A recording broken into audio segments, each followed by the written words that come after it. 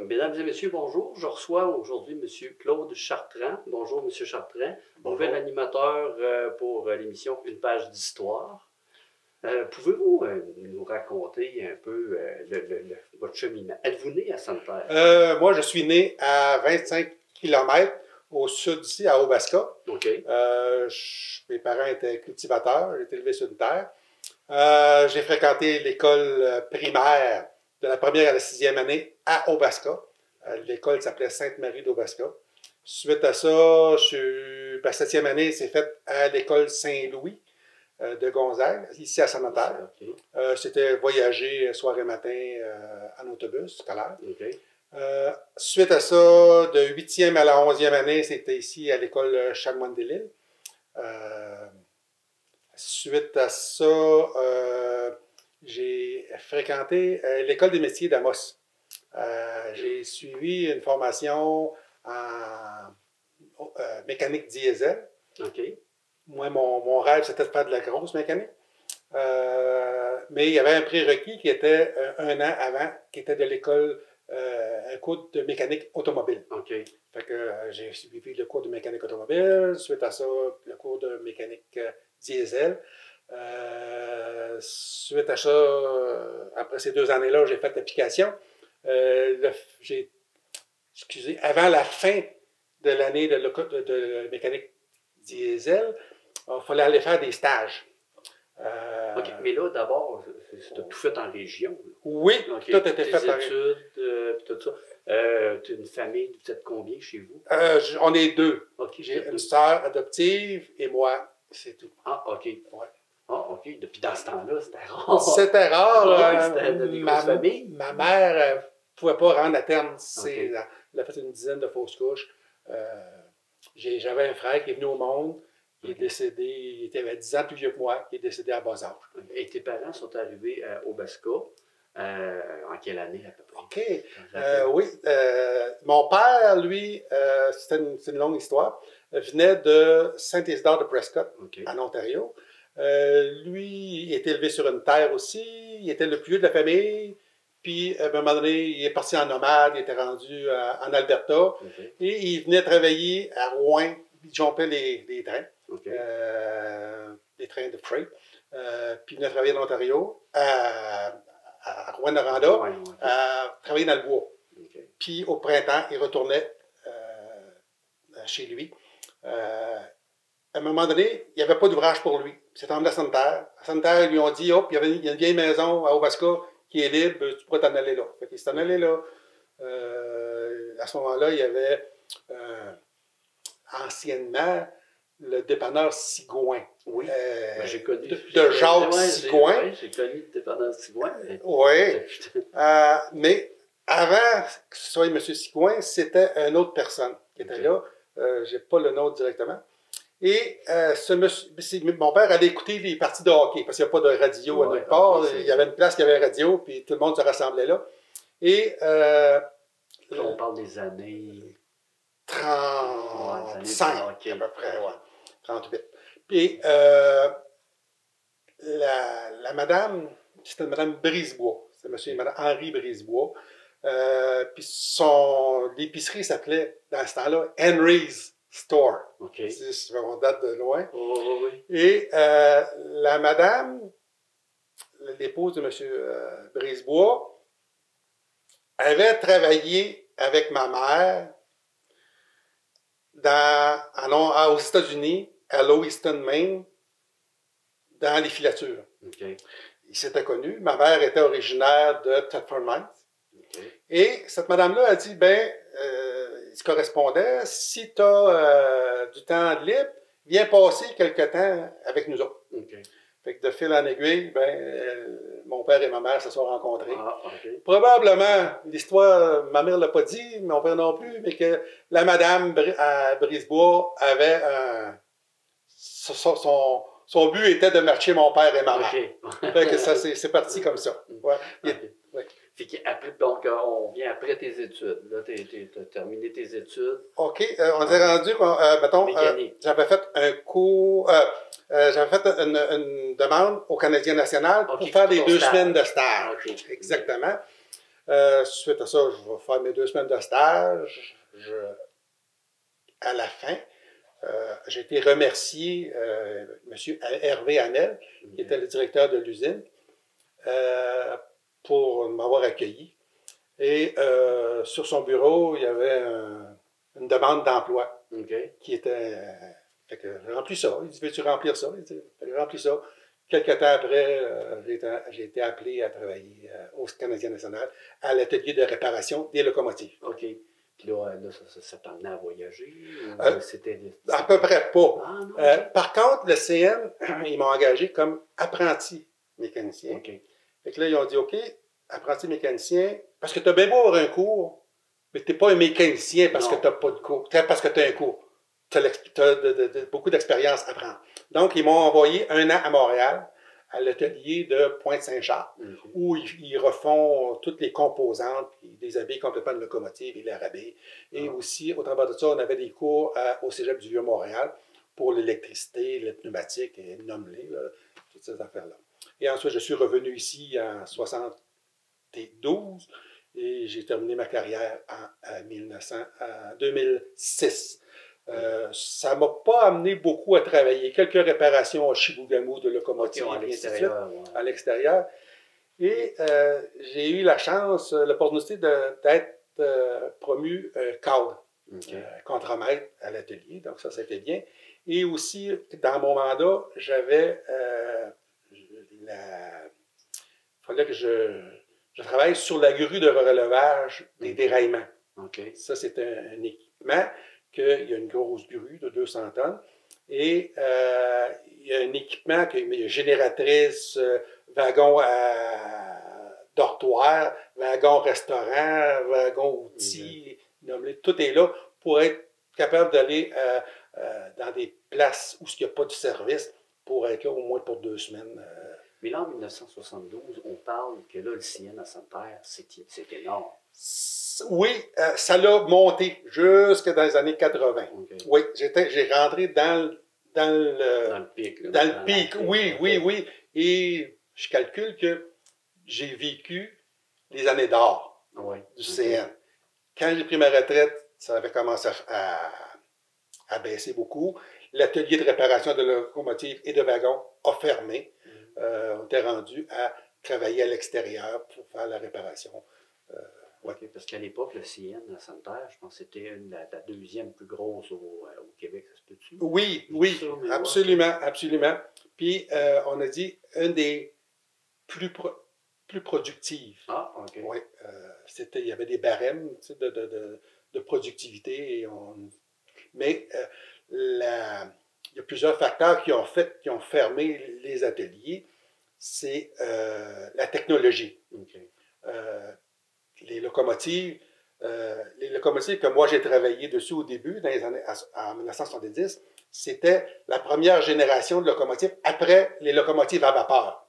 Donc, c'était comme rudimentaire, c'est ça. C'est des locomotives qui datent de 1958. Mais que quand c'est bien entretenu, les pièces sont interchangeables et tu peux... les gros blocs, moi je me rappelle où j'allais au CN quand j'étais jeune, je voyais ça, il y avait des gros blocs de glace. Oui. C'était quoi? Ça, c'était le précurseur de l'air climatisé. OK. Ils mettaient ça sous les wagons et il y avait des systèmes de ventilateurs qui soufflaient l'air au travers des blocs puis ils emmenaient l'air frais dans les compartiments de voyageurs. Exactement ça. Exactement ça. Oui. Alors, ensuite, on parle que vous êtes mariés.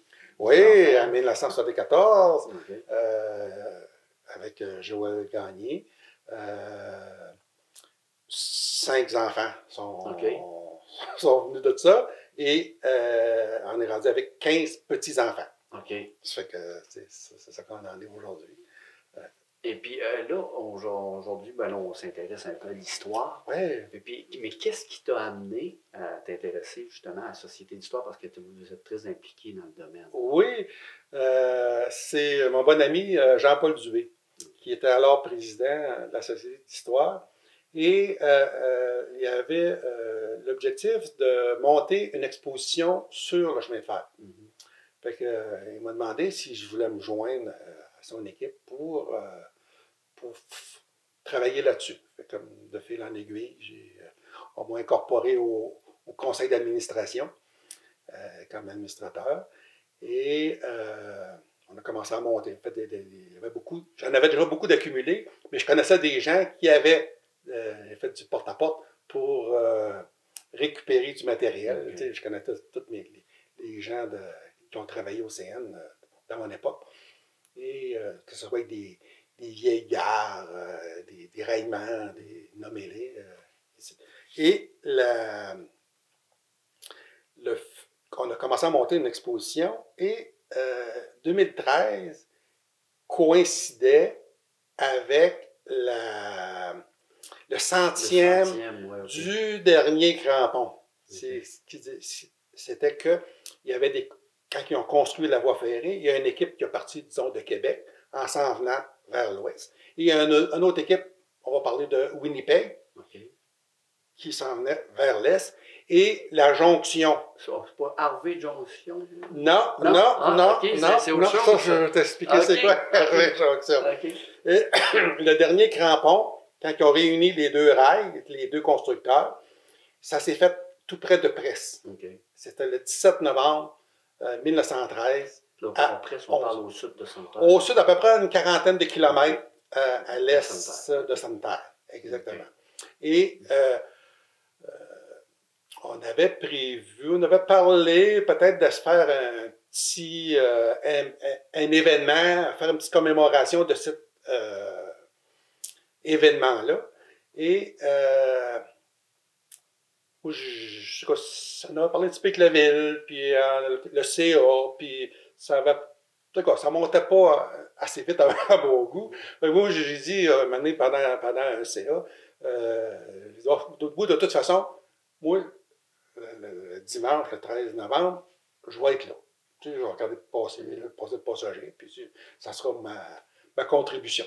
Mais il y a des gens qui ont des idées, il y a des gens qui sont capables de les amener, ces idées-là, dont Jean-Paul et compagnie. Jean-Paul était voir VIA, si on pouvait avoir un coach, un wagon passager pour faire l'excursion. Il a été voir pour avoir un autobus pour le retour, parce que le train il part de Sainte-Terre, il s'en va jusqu'à Hervé-Jonction, puis il s'en va à Montréal. Et aussi, essayer d'avoir un buffet au lac Foyon, à la pourvoirie du lac Foyon. Qui est tout près de Presse. Qui est tout près de Presse, à 7 km de Presse. Fait que Jean-Paul et son équipe ils ont organisé ça. Les gens y ont embarqué, les trois maires et notre représentant de TVC7 était présent. On a parti de Sainte-Terre. Via-Rail, les employés de Via-Rail, ils ont embarqué avec nous. Ils ont décoré le wagon. Quand on est embarqué, le wagon était décoré avec des ballons de sang. Puis, il a été une très belle collaboration. Ainsi que les conducteurs de train. Eux autres, on les avait demandé si c'était possible d'arrêter sur les ponts de la rivière Mégiscane. Et comme de fait, ils ont arrêté sur les ponts. Ils ont laissé le temps de regarder puis, aux deux ponts. Et au travers de ça, on avait un copain du CN, M. Benoît Baudouin, qui a agrémenté le voyage avec son accordéon et quelques histoires grivoines. Ça a bien été. Fait que ça a été le départ aussi d'une série de promenades en train Sainte-Terre-Amos. Ça a commencé par une série, mettons, ça s'est fait en 2013. En 2014, la Corporation de développement économique de Sainte-Terre a mis sur pied un voyage à Presse, un voyage touristique à Presse au départ. Ça a très bien fonctionné. On a eu au-dessus de 35 voyages en différentes années. J'ai eu l'honneur d'animer ces voyages-là, la plupart de ces voyages-là, peut-être une trentaine sur 35. Et à un moment donné, plus tard, est venue l'histoire du train touristique d'Amos.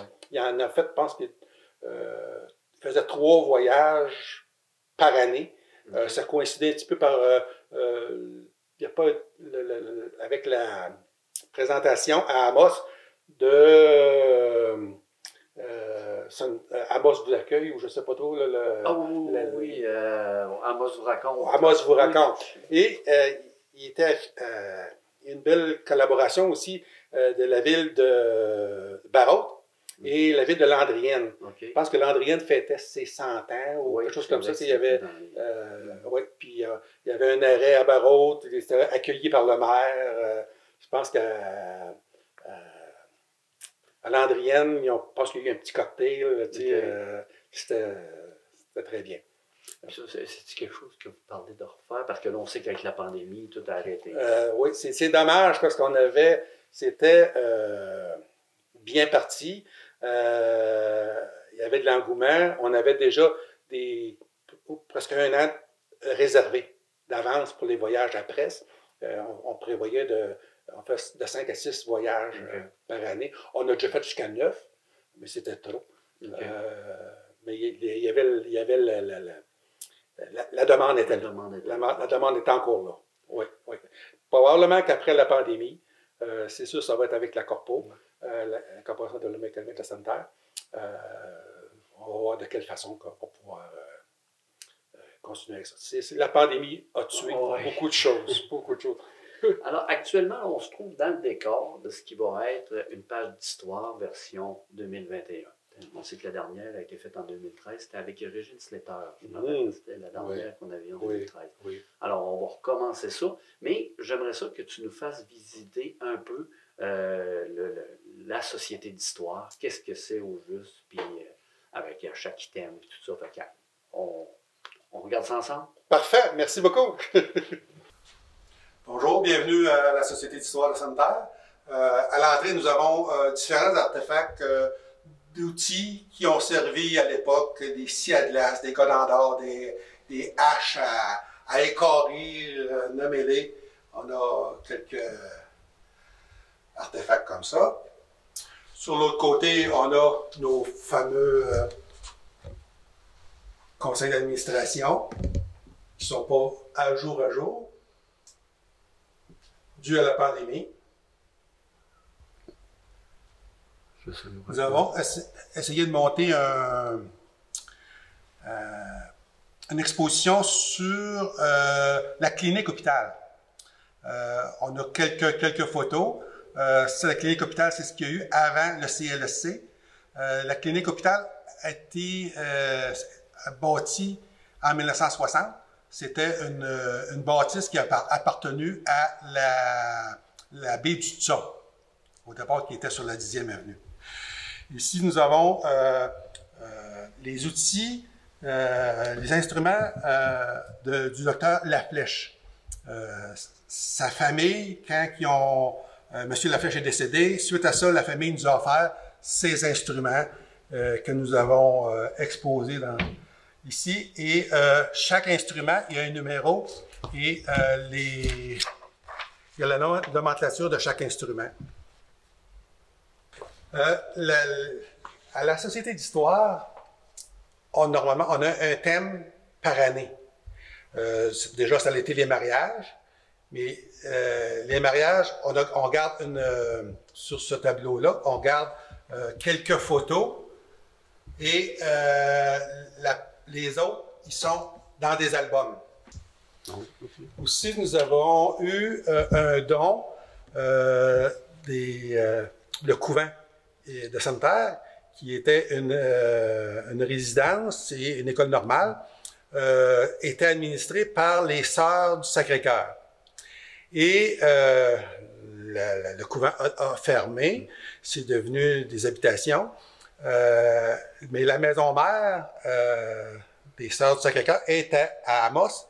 Et dernièrement, l'hiver dernier, ils nous ont appelés si on était intéressé à voir leur archive. Et comme vous pouvez voir sur le tableau, on a plusieurs mosaïques de l'école normale et du pensionnaire. On a un autre secteur qui va parler de l'éducation. Les différentes écoles, il y en a eu plusieurs. Il y a eu plusieurs écoles de rang aussi. que pas beaucoup de personnes ont connu. Il y en a eu à Bellecour, il y en a eu dans le Petit Montréal, il y en a eu à Café, il y en a eu sur le rang Leroux, sur le chemin de la Croix-Nord, il y en a eu sur le chemin de la 113, il y en a eu 2 ou 3, il y en a eu sur le chemin de Perron, il y a eu des écoles un peu partout. Parce que le système de voyageage n'était pas adéquat et il y avait des écoles partout. Nous avons aussi un volet sur la foresterie. La foresterie a été très importante à Santerre et qu'on parte avec les moulins assis de Joe Lamarche à aller à aujourd'hui avec l'équipement qui est très sophistiqué où on n'emploie presque plus d'hommes. On peut dire que cette photo-là représente les débuts de la foresterie. Quand on coupe le bois avec un boxa ou une scie à main, c'est vraiment les débuts. Et ensuite de ça, avec les bûcheuses et les skideuses, ça a fait une grosse évolution. On parle de la gare de Val-d'Or.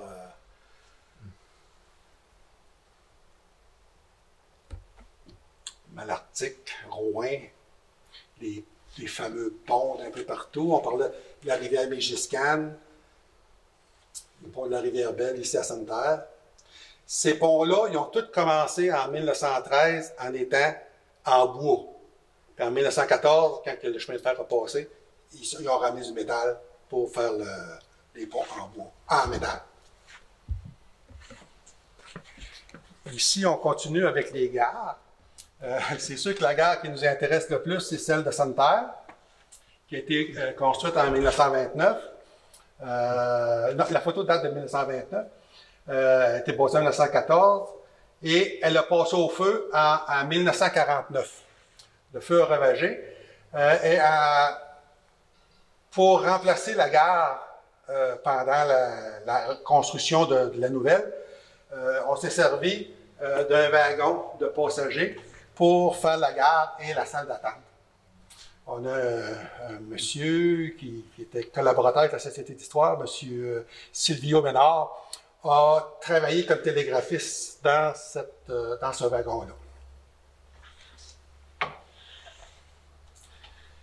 Aussi, qu'est-ce que vous avez? Bellecour est proche de nous. Vous pouvez imaginer, à 8 000 ou à une dizaine de kilomètres d'ici, une aussi grosse gare que Santerre. C'était dû à ce que ça prenait beaucoup de communication. Il n'y avait pas de téléphone, c'était par le télégraphe. Ça prenait des gares un peu partout, à toutes les 10 000 à peu près. C'est pour ça qu'il y a des gares un peu partout. Ici, c'est des événements ou des photos qui représentent des situations.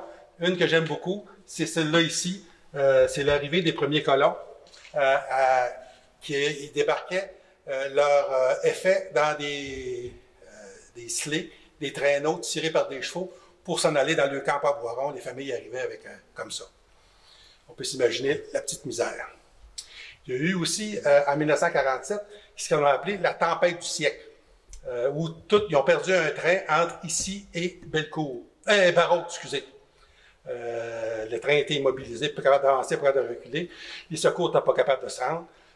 Les gens ont réussi à se rendre à Barreau. Ils ont été hébergés là, puis les gens de Barreau ont été des bons samaritains. Ici, on peut parler de l'atelier, des locomotives et des wagons, où j'ai passé 35 ans à faire la mécanique. Présentement, on entend parler beaucoup de Via-Rail. Mais Via-Rail, il y a eu une évolution là-dedans, c'est que au départ, le service de voyageurs était administré par chaque compagnie. Le CN avait son service voyageur, le CP avait son service voyageur, et dans les années, on va dire, 80, 75, 80, Via-Rail, le gouvernement fédéral, a amalgamé les deux services voyageurs dans une entité qui s'appelait Via Rail, administrée par le fédéral.